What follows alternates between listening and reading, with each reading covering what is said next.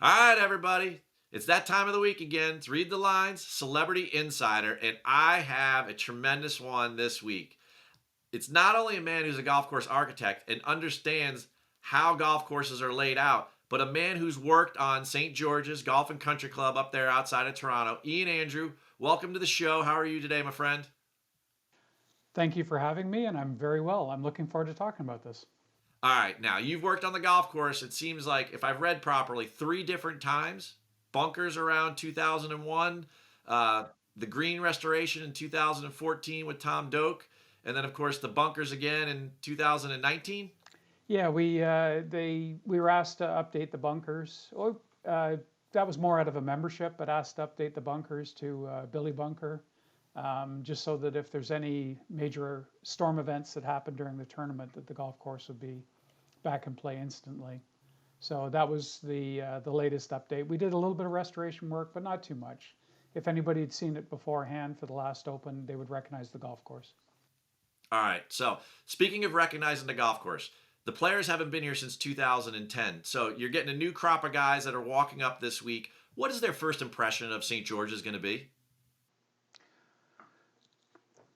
So the first impression I think the players are going to have is just the quality of golf course. The land itself is really dramatic. It's a series of ravines, and the holes either are running through them, over them, or even using them diagonally. The bunkering is very deep, very bold, very aggressive. Some of Stanley Thompson's best work he ever did. Greens are very steeply pitched from back to front, lots of contour in some of the greens. Um, it's not overly long, but it certainly places a huge premium on hitting greens.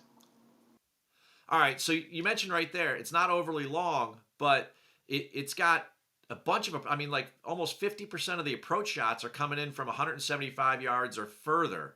I know that has a lot to do with the long par threes. Um, how big are the greens and how receptive are, you said they're back to front, but how receptive are they going to be to taking all these long approach shots?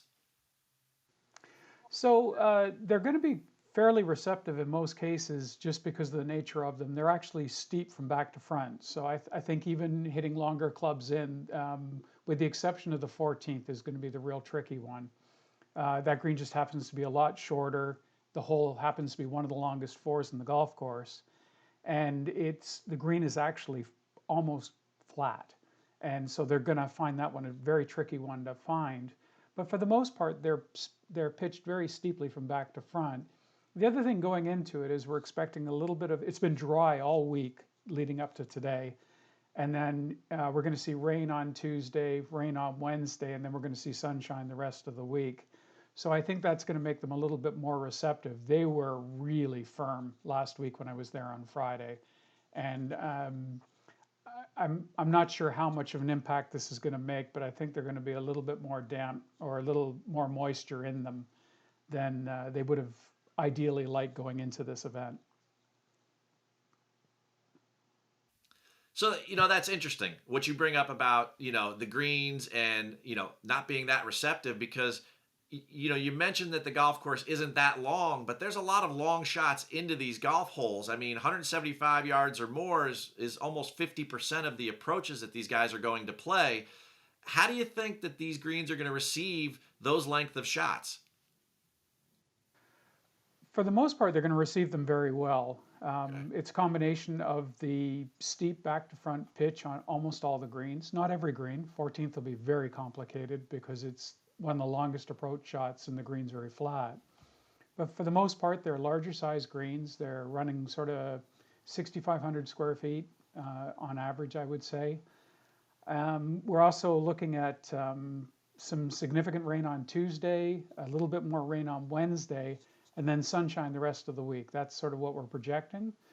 So I think they're going to be a little bit more receptive than they were. Okay. I know when I was there Friday, they were really, really firm, incredibly firm. He had them exactly where he wanted them. And unfortunately, we're just going to get a little bit of rain going into it. But I think the players are going to enjoy that because they're just going to be able to hit them a little bit more aggressively at some of the pin positions. That was going to be my next question is what was the weather leading up to this? But they were firm and fast, and now we're just going to get a little sprinkle, it seems like, to kind of soften them up? We're going to get more than a little sprinkle on Okay. Tuesday. Unfortunately, so that may soften things up. The only thing is they were really, really rock hard this week. Okay. So I was there Friday, and everything was. He had it absolutely perfect, really firm. They definitely got long roughs, so I think that's going to be something that's really going to stand out. I know that's part of sort of they've always given a little bit more latitude to the Canadian Open for presentation because it's a national open. But I think it also, some players use it as a real good preparation for the US Open the week after. So I think it's always been sort of everybody's comfortable with that idea. So there's a bit of rough, it's thick. We've had Right. a really good spring. Um, Golf course is in immaculate shape. As I said, it was really firm, Mhm. but we're going to see a little bit of rain, and I think that'll take just a hair of the firmness off, and I think the scores will go lower because of that. All right, we'll get to Brookline in a minute. I want to talk specifically. You've already mentioned approach being a huge key factor, second shot golf course. But are there any other skills, driving accuracy? You mentioned the rough's going to be up, or you also mentioned the bunkers being quite severe. Is it bunker play? What is going to help a player contend and maybe ultimately win come Sunday? Honestly, I think it's going to be one of those instances where I could see a smarter player succeeding. Okay. Somebody who's maybe not as long, but just is really tactically clever. Um, there are some places where length's obviously going to be a huge benefit, but there's so many other spots where you can really tack your way around and set yourself up to score. I think it's going to be a case where, because of the big oaks, the thickness of the rough, the deepness of the bunkers, if somebody's hitting it really long and straight, fine, they're going to score. But I think if you get a little bit too offline, you're going to start to pay for it too quickly. And I think somebody who's very tactical may, even somebody who's long who's tactical, may really benefit by just understanding that playing for flatter positions, playing for better angles, because there's a bit of width to the fairways, playing for better angles. I think you're going to see somebody sort of show their skill more than just hitting the ball, thinking their way around the game. What are the greens like there? Now, obviously, you've worked on them, so I mean, you have intimate knowledge. But is three putting a huge factor here? You mentioned the green size, a little over 6,200 square foot on average, right? So, do we really have to worry? Is lag putting or three putt avoidance like a huge factor this week, or are they pretty? They are they just kind of slope from back to front? No, there's a mixture of holes. There are some holes where they're just simply sloped back to front, and there's the other half of them.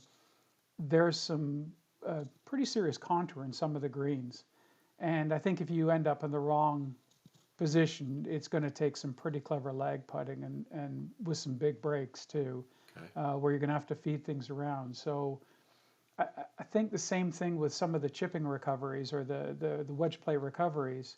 You may be outside of the green surface itself, but you may not be able to go at where you need to go. It'll take a little bit of creativity to overcome that. There's a lot of fall in these greens. There's a lot of slope in these greens for what the sort of there's been a lot of the modern courses are the greens are flat and fast or flattish and fast.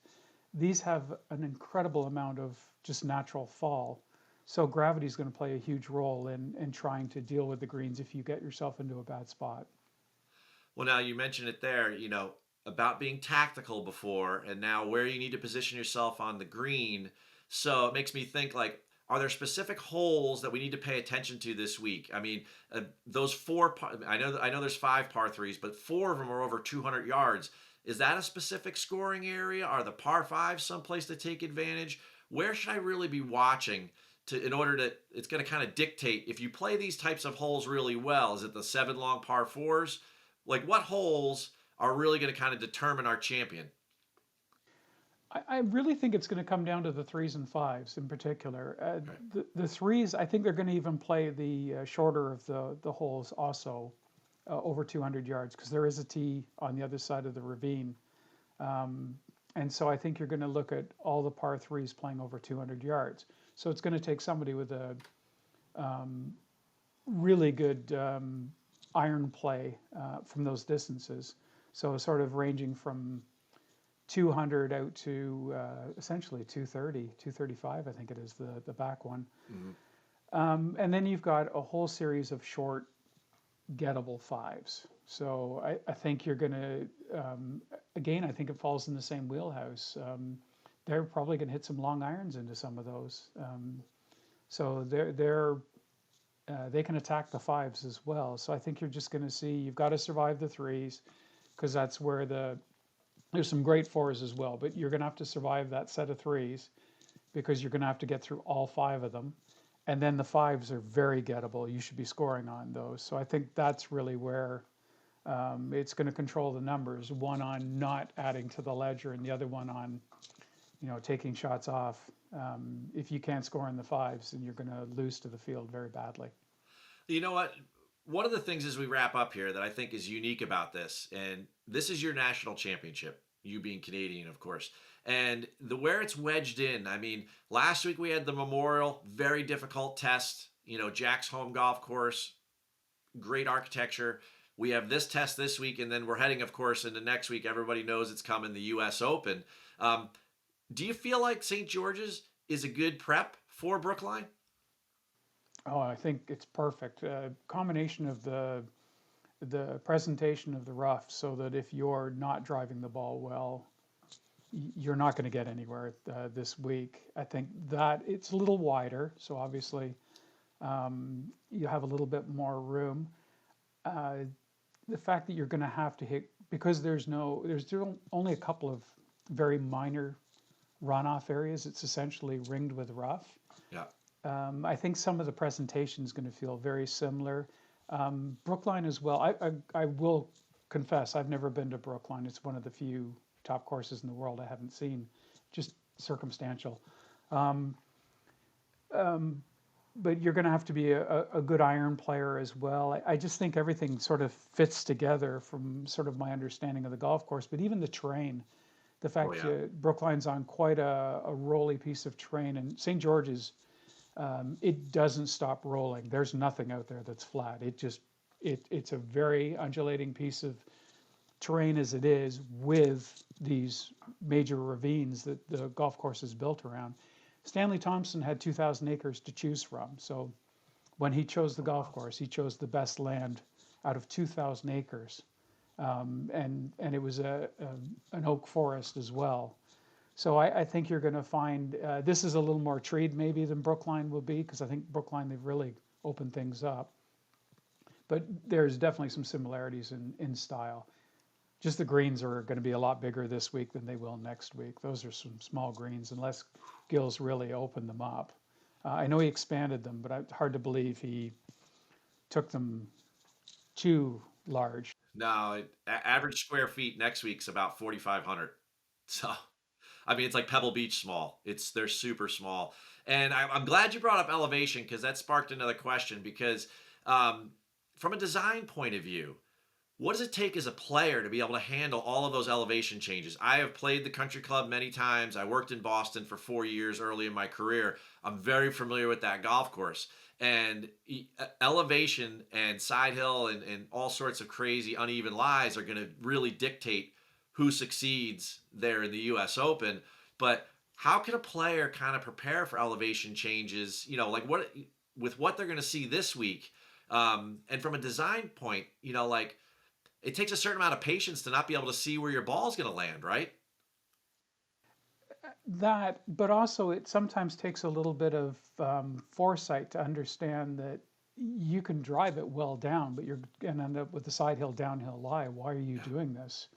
Whereas you can play back, and St. George's has a lot of spots where you can choose to play to particular spots where you are going to get a fairly level lie, but everything else is not going to work out that way. Hmm. And so you've either got to decide whether you think you can get yourself close enough to be aggressive off of that. You may have a bit of a hanger or an awkward stance, or are you going to take what you're given because you don't have to try to overwhelm that golf course with length. Are you going to take what you're given and you're going to play to a couple of spots and benefit out of the fact that at least you're coming into those? 14 is a perfect example. You can play for a plateau, or you can try to drive it down the bottom, but you've got to take on a lot of risk to do it. But you've got 3,000 square foot sitting, waiting for you at the end of that on a 470-yard par four. Oh, wow. What do you want to do? There's a couple of times where St. George's just flat out says, all right, show me what your best is, because that's what's required. And then there's lots of spots where you can go out and get it. And so that's going to be the fascinating part about how are they going to manage both sides of that ledger? Are they going to be super aggressive and then tactical, or are they just going to remain super aggressive? This is the one thing I'm kind of curious to find out is just how aggressive they're going to turn out to be on play. I'm going there Tuesday. Okay. I actually just want to find out what they decide to do on 4 or 5 holes in particular, because I'm curious to see how they see it. Well, I'll tell you what. I love the way you phrase that there. Show me your best. Ian Andrew, there are many times, and I've played, where I've seen your best, right? You are a phenomenal architect, and you having worked here, it's a super treat to have you join us here at Read the Line. I can't thank you enough for your time, and I can't wait for the world to see your best this week on display. It's Stanley Thompson's best, but yes, this is the best course he ever did, and I would say it's Canada's best course. So there's a chance to see the best we have. All right. Well, you heard it here from a guy who helped design the green complexes back there in 2014 and is going to take you all the way through the championship. Ian Andrew, can't thank you enough. Thanks, man. Thank you for having me.